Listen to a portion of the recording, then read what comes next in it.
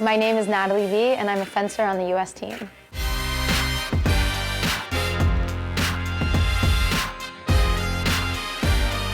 I started fencing when I was 18, which is extremely late to start fencing. Most of my teammates on the team started fencing when they were 7, 8, 9, but I mostly grew up dancing. And then when I was 18, I was reading Catcher in the Rye, and I thought, wow, this like fencing thing, and this book sounds really cool. And then I looked it up, and I started fencing, and I fell in love with it. I thought it was an amazing sport, just because it was, in a lot of ways, it was very expressive. It's also a fight, though, but it was also incredibly mental because of the tactical aspect of it, and it was really physical.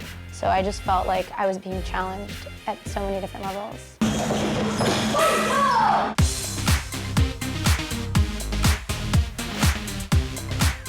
But I had grown up dancing my entire life, and so for me, I thought of fencing in terms of rhythm and timing. And I think that in a lot of ways, that really helped me. And so when I was thinking about it in terms of rhythm and timing, I was approaching problems, tactical problems, and about very differently from a lot of my teammates. There are a lot of other aspects of competition and of the sport that I kind of feel like I'm learning more and more about even now. Like I went for London in 2012, and that whole experience, I learned a lot. And then this quad, these 4 years trying for Rio, I'm learning a lot. But like this time around, I'm learning more about myself, what I need for competition, how to stay centered. I think that when you're doing anything at a really high level, you're just on your grind all the time, and you're working really hard, and you're not looking at the big picture, because you're looking at the little incremental steps that you need to take to get somewhere. And so I've been trying to look a little more at the big picture and think wait a second.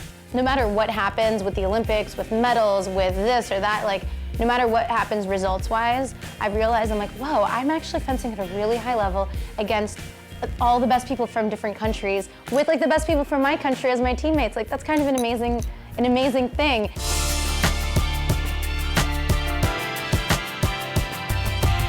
And I also felt in the past, I felt I had to fit some other person's mold of what a professional athlete should be like. We should be focused and serious and only doing fencing. And I'm not that one-dimensional. I have to do other things. I can't just fence all the time. Sculpture and yoga and meditation are important components of my fencing for whatever reason. They're important components of me, so they're important components of my fencing as well. When people ask me how many hours a day do you train, how many hours do you week, I'm I'm training every day. I'm training 24 hours a day, 7 days a week, because every decision that I'm making is a decision that could impact my fencing. And so how long I sleep for, what foods I'm eating, what I do during the day, how much exercise I'm getting or not getting, how much I'm relaxing, all of those things, they all factor in.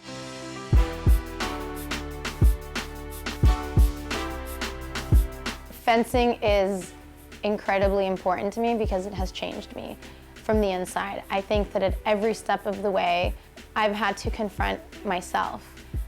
I'm my biggest opponent at the end of the day. I've been fencing 11 years, so now compared to 11 years ago, I feel I know myself so much better, but I still have a lot of work to do.